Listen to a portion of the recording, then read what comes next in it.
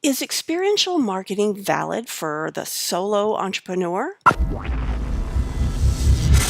Hi, this is Carma Spence, the Own Your Awesome Mentor, and I've been reading this book called Experiential Marketing. I will be reviewing it for my blog, but I'm only this way through because it's got very tiny words. It's very dense. But as I was reading it today, it occurred to me that yes, experiential marketing does apply to the solopreneur because every time you give a presentation, be it a teleseminar, a webinar, a workshop, a seminar, even a keynote address, you are doing experiential marketing.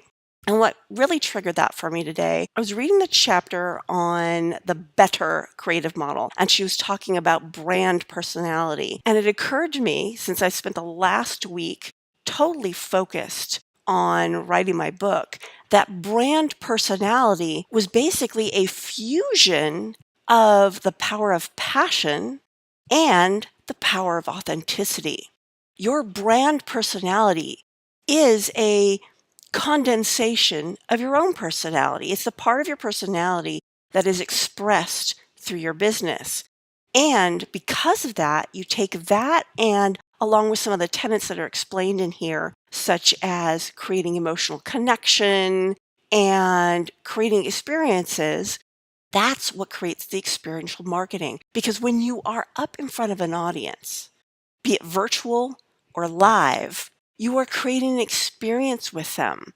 And so I'm thinking, and this will come out in my book review when I write it, that the tenets of experiential marketing, which are very, very detailed, explained in this book, are applicable to people who are growing a solopreneur business and even a side hustle. Because marketing is marketing is marketing.